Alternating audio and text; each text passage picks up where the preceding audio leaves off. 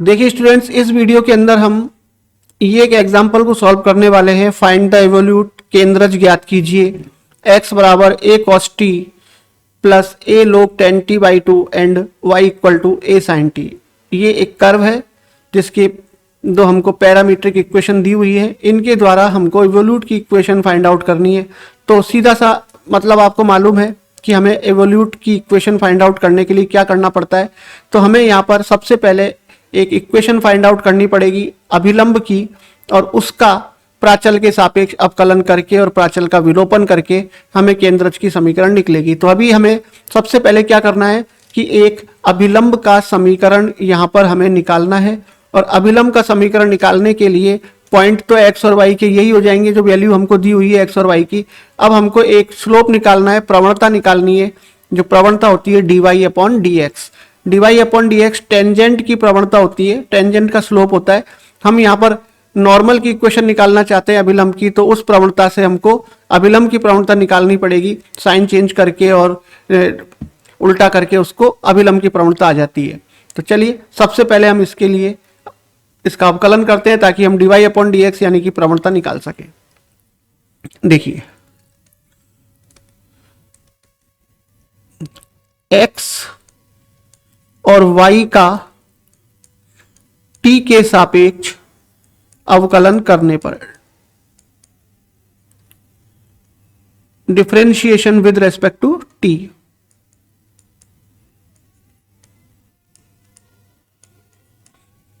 तो देखिए x का तो हो जाएगा dx अपॉन dt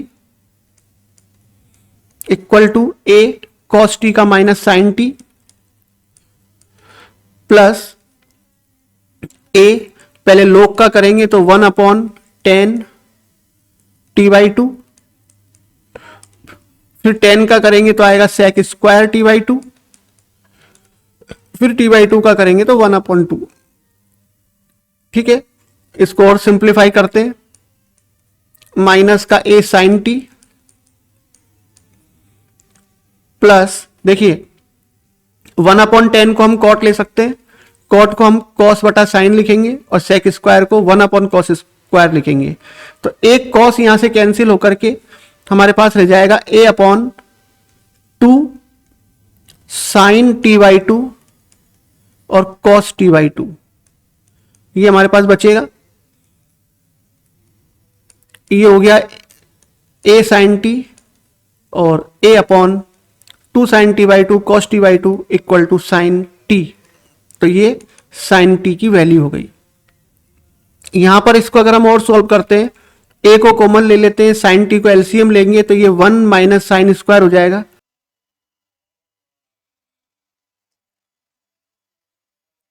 तो यहां से हमने a को कॉमन ले लिया, साइन t यहां पर इसका एलसीएम हो गया। तो देखिए एलसीएम सॉल्व करेंगे हम तो ये हो जाएगा साइन स्क्वायर t माइनस में और प्लस का 1। तो प्लस का 1 और माइनस का साइन स्क्वायर टी यानी कि 1 minus sine square t equal to cos square t होता है। तो ये a cos square t upon sine t हो गया। अब डियर स्टूडेंट्स, इसके बाद हम y का डिफरेंशिएशन करेंगे विद रिस्पेक्ट टू x। तो वो हो जाएगा dy upon d t. a sine t है y की वैल्यू, तो ये हो जाएगी a cos t। और यहां से हम dy अपॉन डी एक्स की वैल्यू निकालेंगे। तो dy upon d x equal to होता है dy upon d t into d t upon d x. तो यहां पर वैल्यू पुट कर लेते। तो dy अपॉन डी टी की वैल्यू आई है हमारे पास a cos t और dt अपॉन dx यानी कि dx अपॉन dt की जो वैल्यू थी उसको हम उल्टा करके लिखेंगे तो साइन t ऊपर आ जाएगा और a cos square t upon में रह जाएगा। और यहां से इसको सॉल्व किया तो dy upon dx equal to हो जाएगा, देखिए cos कैंसिल हो जाएगा, a कैंसिल हो जाएगा, sine t upon cos t यानी कि 10t। ये स्पर्श रेखा की प्रवणता है स्टूडेंट्स। तो हमें यहां पर अभिलंब की प्रवणता निकालनी है। तो देखिए अभिलंब की प्रवणता, तो अभिलंब की जो प्रवणता होगी वो -1 अपॉन 10t हो जाएगी। अब हम अभिलंब की समीकरण निकालते हैं। तो अभिलंब का समीकरण, और अभिलंब का समीकरण डियर स्टूडेंट्स क्या होता है, देखिए y minus y one equal to m x minus x one, ये अभिलंब की समीकरण के लिए हम सूत्र अप्लाई करेंगे, जिसमें x1 y1 तो ऊपर जो बिंदु दे रखे वही रहेंगे x और y की वैल्यू, और m यहां पर जो हमने ये स्लोप निकाला है नॉर्मल का वो यहां पर हम यूज करेंगे। ठीक है, देखिए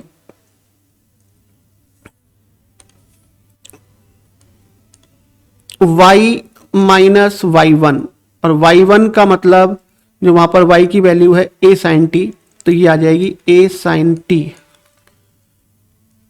बराबर m का मतलब माइनस का 1/10t, और x माइनस x1, अब x1 की जो वैल्यू है ऊपर यानी कि x का जो मान है वो हम यहां पर रखेंगे, और x का मान है a cos t plus a log 10t/2, दोनों प्लस में है या दोनों माइनस में आ जाएंगे। a cos t minus a log 10t/2,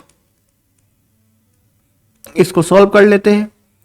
10t को हम इधर मल्टीप्लाई कर देंगे तो ये हो जाएगा y 10t minus a sine t 10t बराबर माइनस से अंदर मल्टीप्लाई किया माइनस का x प्लस का a cos t और प्लस a log 10t/2। ठीक है स्टूडेंट्स, यहां से x को इधर ले लेते हैं और बाकी सारे पदों का पक्षांतरण दूसरी तरफ कर देते हैं, तो ये हो जाएगा x plus y 10t equal to a cos t plus a, देखिए साइन t इंटू 10t, 10 को भी अगर हम साइन बटा कॉस लिखते हैं तो ये हो जाएगा a sine square t upon cos t और plus a log 10t/2।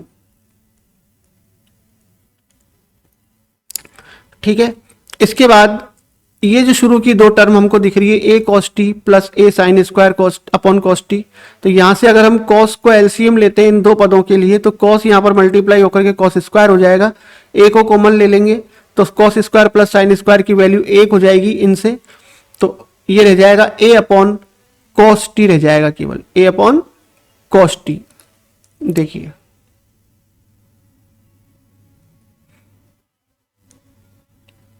x plus y sec t को 10t बराबर, और ये दोनों मिलकर के हो जाएंगे a अपॉन cos t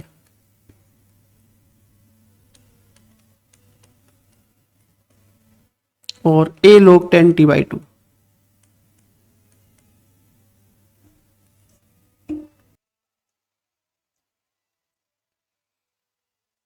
चलिए इसको और आगे सॉल्व करते हैं। देखिए x plus y 10t minus a upon cos को a सेक टी लिख रहे हैं हम, a सेक टी, और ये वाली टर्म भी इधर के माइनस की हो जाएगी a log 10t/2 equal to 0। तो डियर स्टूडेंट्स, ये जो इक्वेशन हमारे पास आई है ये अभिलंब की समीकरण है, जो कर्व हमको दिया हुआ है उसकी अभिलंब की समीकरण है। अब हम यहां पर इस अभिलंब का अन्वालोप फाइंड आउट करेंगे।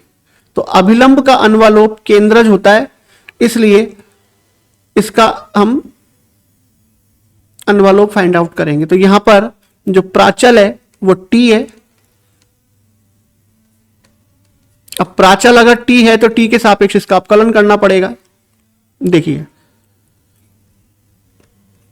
t के सापेक्ष अवकलन करने पर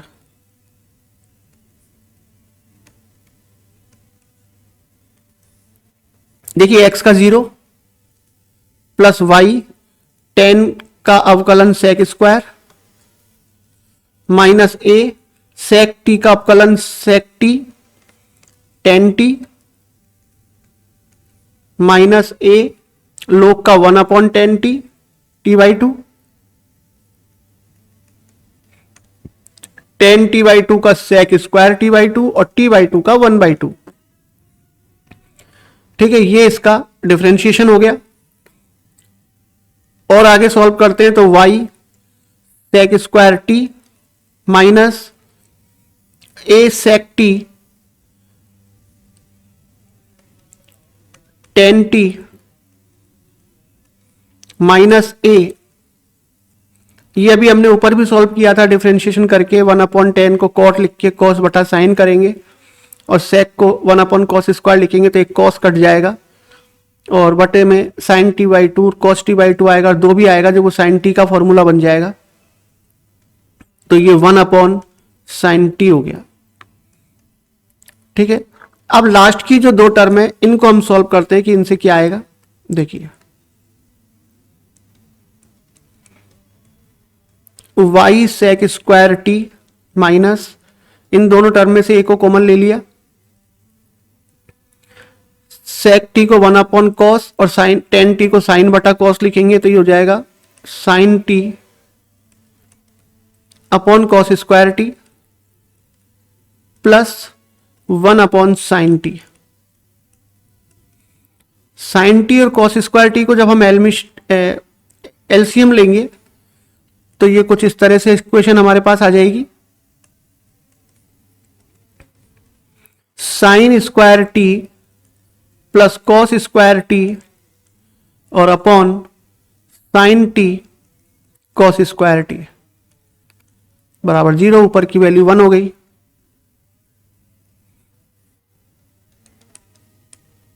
y sec square t minus का a और ये 1 हो गया, ऊपर का 1 हो गया और ये हो गया साइन टी और cos square t. Dear students, यहां पर सेक स्क्वायर टी को अगर हम 1/cos स्क्वायर लिखते हैं तो cos स्क्वायर कॉमन आकर के 0 में चला जाएगा और यहां से हमारे पास केवल रह जाएगा y बराबर a/sin टी या a cosec टी। ये y की वैल्यू हमारे पास आ गई। हमको t को एलिमिनेट करना है तो यहां से y की वैल्यू को इक्वेशन नंबर 1 में हम रख देते हैं y की जगह पर।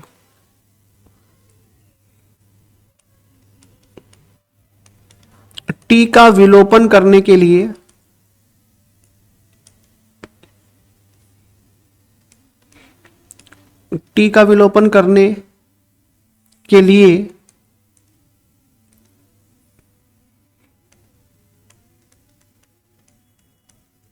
y का मान समीकरण 1 में रखने पर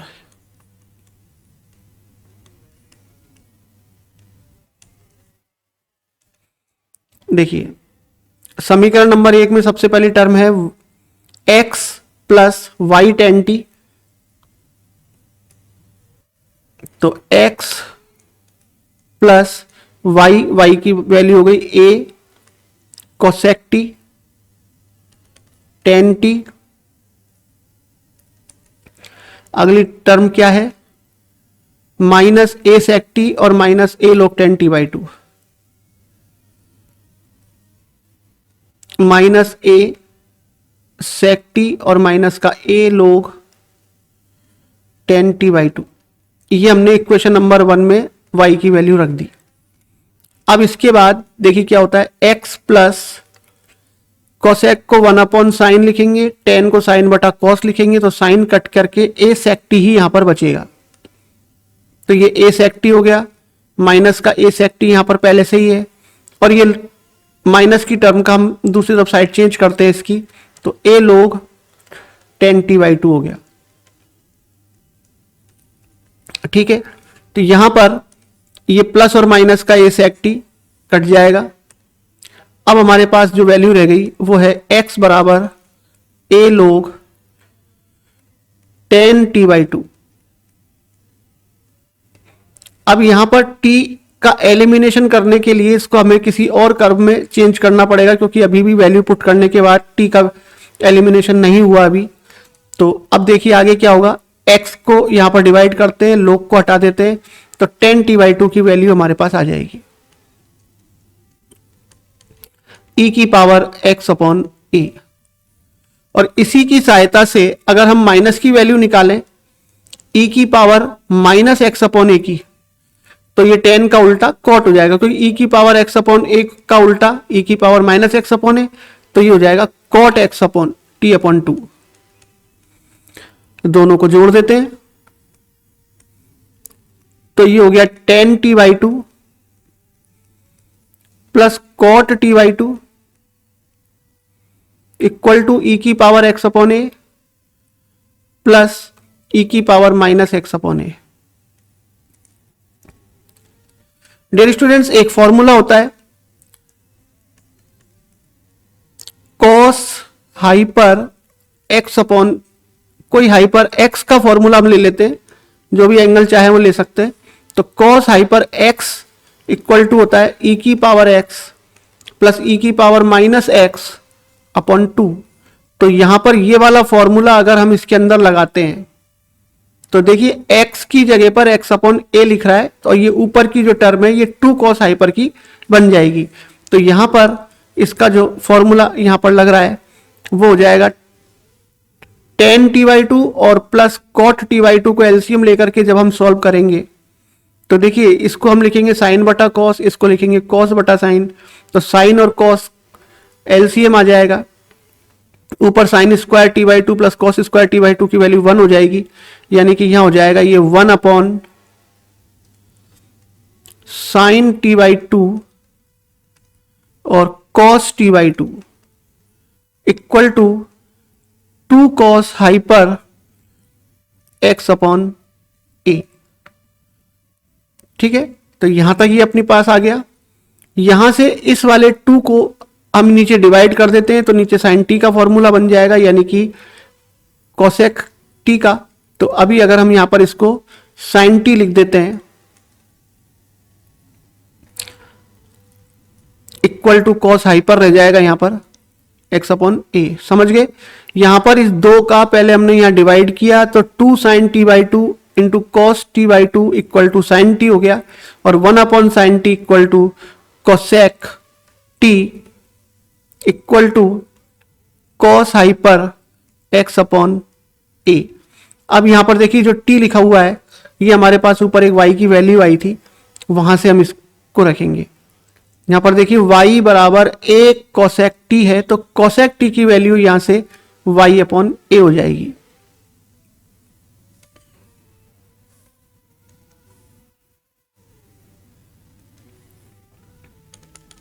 y बराबर a कोसेक t है, तो यहां से कोसेक t की वैल्यु y/a हो जाएगी।